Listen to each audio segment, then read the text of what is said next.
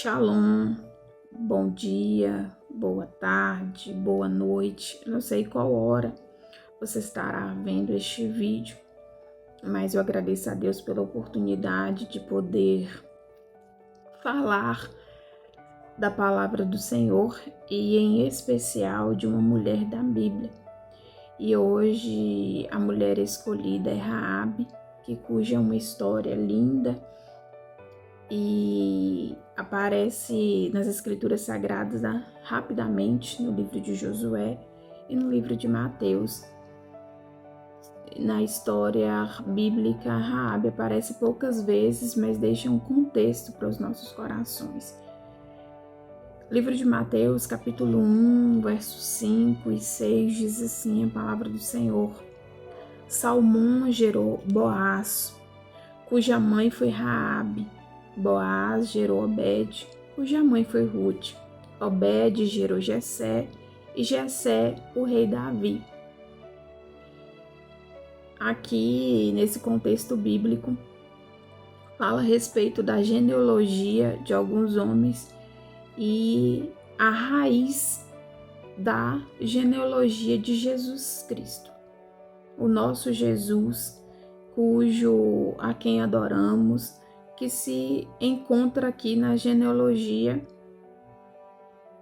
e incluindo por mãe Raabe, mãe de Boaz, que gerou Obed e que Obed gerou Jessé e que Jessé gerou Davi, que assim por diante sucede e vem o nascimento de Jesus.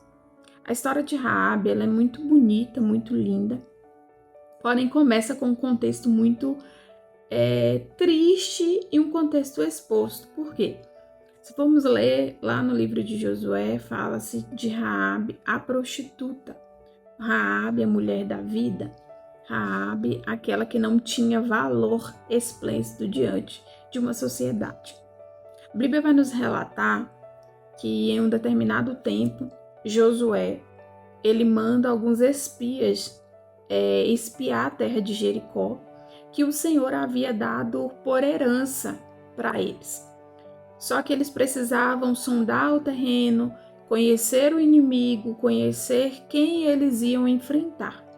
E diante desse contexto, os espias vão, observam a terra e em um determinado momento eles precisam de abrigo, precisam de apoio para poder sair daquele ambiente sem que fossem mortos. E aí, Raabe, ela passa a fazer parte dessa história. Ela aparece muito rapidamente no Antigo Testamento, apenas dando fuga a esses espias. Em troca, ela pede proteção. Ela conhecia o poderio de Deus, ela conhecia para quem aquele povo fazia parte e de repente aqueles espias precisam de fuga. E Raabe, ela aparece na história dando fuga a estes hebreus. E em troca, Raabe, ela pede a proteção, que ela e a sua família seja poupado. Quando os hebreus eles decidem ir à cidade que era deles por herança, dado por Deus, eles incendeiam a cidade de Jericó e matam todo o povo que lá estava. Apenas uma casa foi poupada. Casa essa, cuja de Raabe, posicionada aqui no livro de Josué como a prostituta. E junto à sua casa estava a sua família. E ali foi poupado seus pais, seus irmãos e a sua vida. Talvez Raabe tenha passado toda a sua vida sem entender o propósito dos espias terem entrado justamente na casa dela. Talvez ela tenha achado que foi muita sorte não ter perdido a vida dela e nem da família, em troca de aconselhá-los. Tenha sido um ato de esperteza que os poupou, mas não foi só isso. Não foi um simples acaso que salvou a vida dela. O propósito de Deus na vida daquela mulher era muito maior do que ela pudesse entender ou até mesmo imaginar. Ela aparece novamente no Novo Testamento, outra vez bem rápido. Mas entre o livro de Josué e o livro de Mateus, a história daquela mulher cumpre um grande propósito em Deus. De uma forma que não precisamos olhar cada detalhe da vida dela para entender o propósito de Deus na vida dela.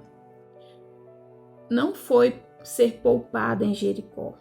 Raabe, a prostituta, não é mais conhecida assim no livro de Mateus. Agora, ela aparece como uma mulher persistente e presente na genealogia de Jesus. Sim, o nosso Jesus. Raabe, ela faz parte da genealogia de Jesus. Agora, aquela mulher que tinha o nome de Raabe a prostituta já não é vista mais como Raabe a prostituta, mas Raabe, a mulher que gerou e que deu à luz a alguém que faz parte da genealogia de Jesus.